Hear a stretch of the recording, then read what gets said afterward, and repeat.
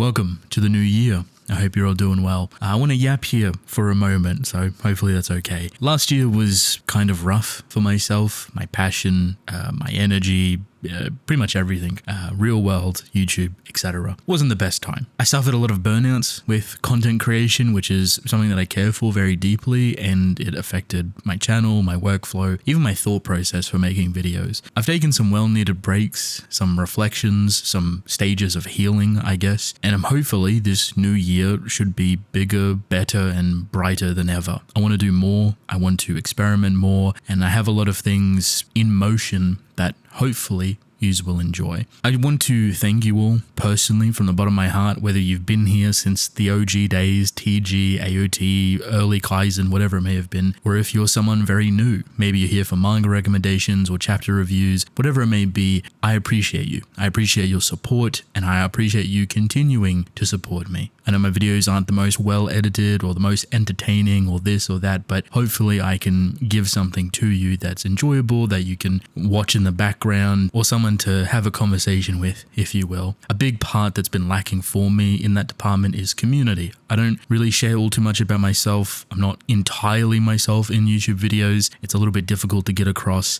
So I want to be more open, more transparent, hopefully more fun. I don't know if that makes sense, but I just want to be myself a little bit more.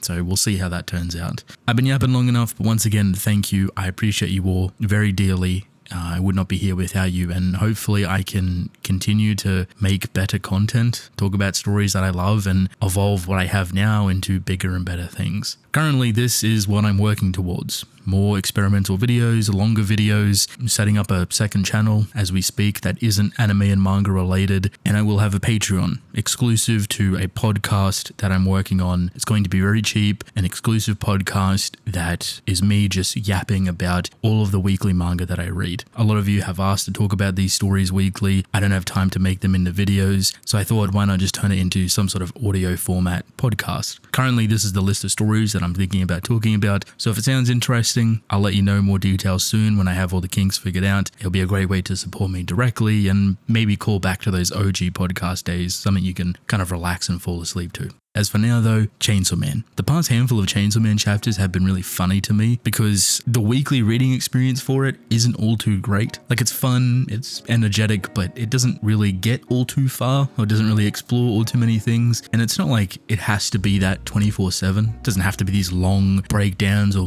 in-depth chapters, but Fujimoto writes so directly and sometimes so sporadically that a weekly reading experience can feel like a 20-second read. That's pretty wild for a singular chapter, something you're excited for, and it's not to say that it's bad, it just doesn't land on the palate all too well for myself. It's funny though, because as much as I have grievances with the weekly format currently, when I go to read it in bulk, which I've always recommended for all of us to do, it's actually a really fun time. This fight feels so much more fleshed out and has so much more continuity because you're reading it in full. That's just like the natural progression of volume reading or batch reading, but for this type of fight and these type of sequences that are so short, having them back to back to back put together feels really energetic. It's almost like you're watching an anime episode in real time.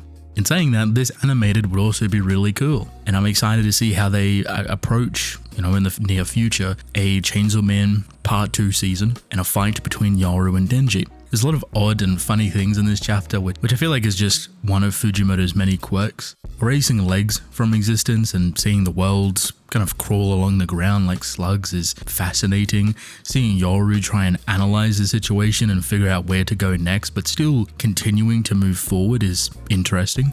I think a lot of people tend to get kind of confused or caught up with Denji's erase ability because it's not one-dimensional. What I mean by that is I see a lot of questions like, why would these things exist if you didn't have legs or if you didn't have teeth, for example? And we've actually had that explained to us before, where one, Pochita doesn't really work in a linear fashion. He's not normal, so you can't really abide normal rules to his erase ability. The second thing is that we've directly been told that the world continues to operate and make use of certain things even though you don't have legs or the counterpart to connect with it. A while back they used ear or hearing as an example, where everyone lost their ears, but certain things were still being sold like earrings or headphones, which is obviously connected to ears. The world doesn't just fully reset entirely and take out other components, it just gets rid of what is there, and the world will find a different use for said earrings or headphones, etc. I think the point I'm trying to get across is that Denji and Pochita and the erase ability is incredibly broken. And because of that, it makes for this very fundamental breaking of a story where you don't really know what's going to happen if something gets erased. So far, we've only seen small components get erased fully, and then they have been bathed back up, just like this chapter. Teeth and legs getting erased also get bathed back up. But if you were to take this to a bigger scale, which is something that public safety has talked about with the Japanese government, and like, what if we got rid of aging, for example? And if aging got fully erased and ceased to exist, what would happen to humans? How would they evolve? And it's a really interesting conversation that just isn't a part of Chainsaw Man's story anymore. I don't think this is a mistake on Fujimoto's behalf. I like that he explored it a little bit and gave us some ideas. Would I be very interested to see a story or an arc around the idea of human evolution and erasing very, very powerful devils? Of course, that would be very entertaining. But as of now, we have yet to see it fully conceptualized and in motion. In saying that, the end of this chapter does lead us to what could be a much bigger issue.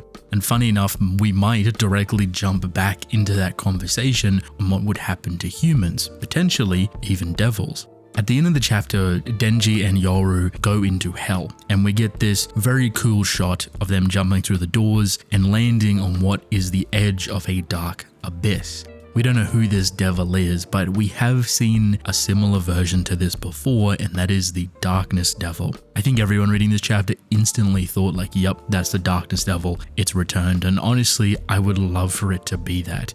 Knowing Fujimoto, he might play into something else entirely just to make it new and refreshing, but I think it would be cool if it was the Darkness Devil. Like, how would Pochita approach that? Darkness is incredibly powerful, and we only seen a fraction of what their power was throughout the story of part 1. Is it possible that we could see a three-way battle between Darkness, Pochita, and Yoru? Now that would be a very interesting fight, but I guess the connected question to that would be, what would happen if Darkness got erased? Like, that is a primal fear. That is something that all humans and beings and animals, etc. are born with. It's biological. Does it count as human evolution if you were to get rid of a primal fear? The way humans perceive the world, the way they perceive the nighttime, the way they perceive the quote-unquote unknown and the fear of that within it would likely dissipate and change entirely.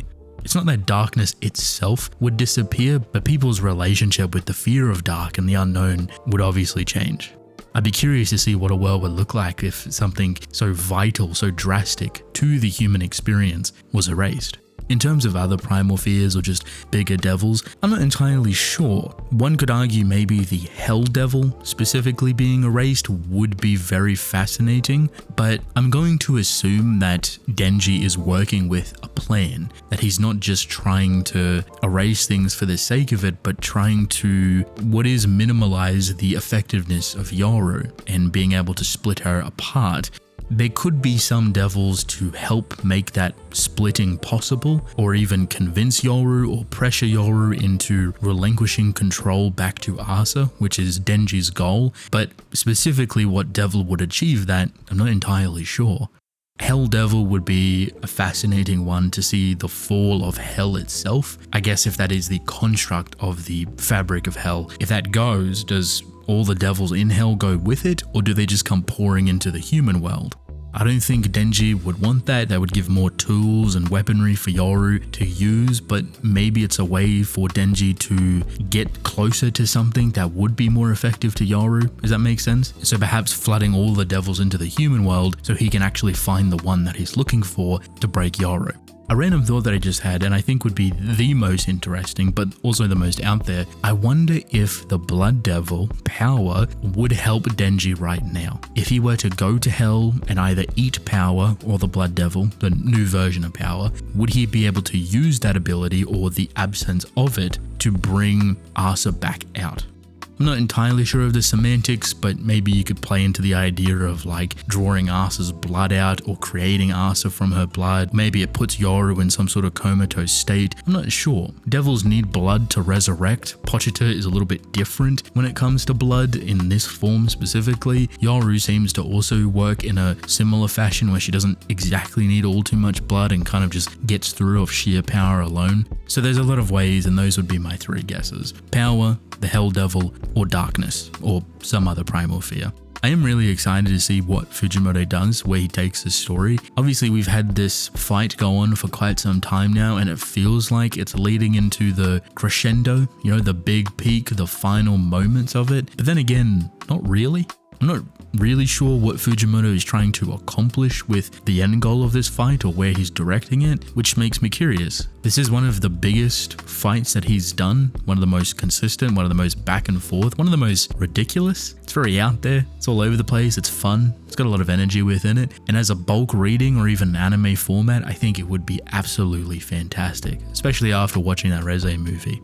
That is all I have for Chainsaw Man. I would love to hear your thoughts, your opinions. What do you think this final devil is? Is it darkness or is it something else entirely? Well, and also answer me this, where do you think Fujimoto is going with this fight? What's the final goal? That's basically it. Thank you for watching. I appreciate you all.